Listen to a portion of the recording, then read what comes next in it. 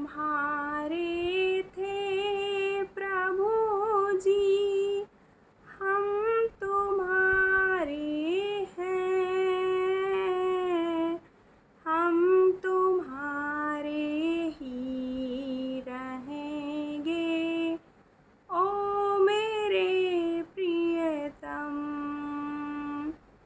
हम तुम्हारे थे प्रभु जी, हम तुम्हारे हैं, हम तुम्हारे ही रहेंगे। ओ मेरे प्रियतम, तुम्हें छोड़े सुने नंद दुलारे, कोई ना मीत हमारो, किसके द्वारे जाए पुकारो, कोई ना हमरे सहारे, कोई ना हमरे सहारे। अब तो आके बाहें पकड़ लो, ओ मेरे प्रियतम, ओ मेरे प्रियतम, ओ मेरे प्रियतम। भक्त भगवान से कहता है कि हे प्रभु, हम तो सदा से ही तुम्हारे थे, सदा से ही तुम्हारे हैं और सदा तक तुम्हारे ही रहेंगे।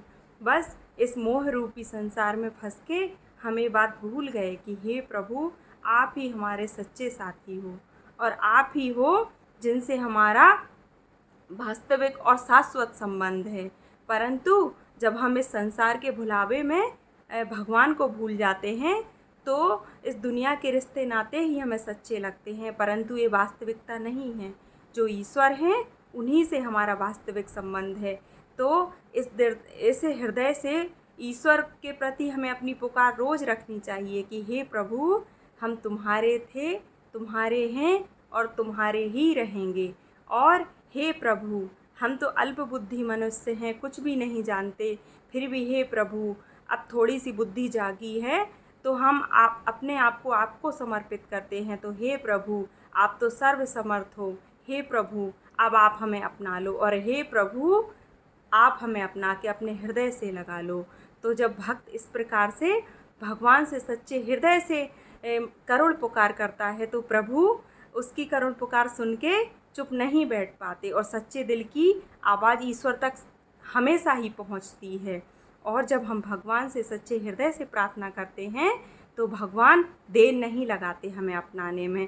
तो जन्मों जन्म से तो हम सोते ही आ रहे हैं, जन्मों जन्म से तो हम इस संसार से ही अपने रिश्ते नाते निभाते आ रहे हैं, परंतु अगर भगवान ने थोड़ी सी भी बुद्धि अब हमारी जागृत की है तो हमें अपने उस वास्तविक परमात्मा से जिनसे हमारा वास्तविक संबंध है, अब हमें उस संबंध को याद करना चाहिए और हमें सोचना चाहिए कि प्रभु ने क्या पाने के लिए हमें संसार में भेजा है, क्या हमारा वास्तविक लक्ष्य है। तो जब हम अपने आप से प्रश्न करेंगे तो हमारे अंदर ही ईश्वर बैठे हैं, तो वो कहीं ना कहीं से इस बात का हमें उत्तर ज़रूर देंगे। और जब हम सच्चे दिल से उनके बनना चाहेंगे तो वो हमें स्वीकार कर ही लेंगे, क्योंकि बच्चे चाहे जितनी भी गलती करें, जब वो माता पिता की शरण में आ जाते हैं तो माता पिता चाहे कितने ही क्रोधित क्यों ना हो, कितने ही उनसे नाराज़ क्यों ना हो, लेकिन वो स्वयं को अपने बच्चे को माफ़ करने से नहीं रोक पाते। तो परमात्मा हमारे वास्तविक माता पिता हैं, तो वो कैसे हमसे नाराज़ रह सकते हैं, कैसे हमें छोड़ सकते हैं। बस हम ही उन्हें छोड़े हुए हैं, हम ही उन्हें भूले हुए हैं। तो अब बस बहुत देर हो गई है, अब हमें जागना ही होगा और हमें भगवान से जो हमारा वास्तविक संबंध है, हमें उस संबंध को याद करके अब अपने वास्तविक पिता से, अपने वास्तविक साथी से जो भगवान हैं, उनसे हमें सच्चे हृदय से अपना नाता जोड़ना ही होगा।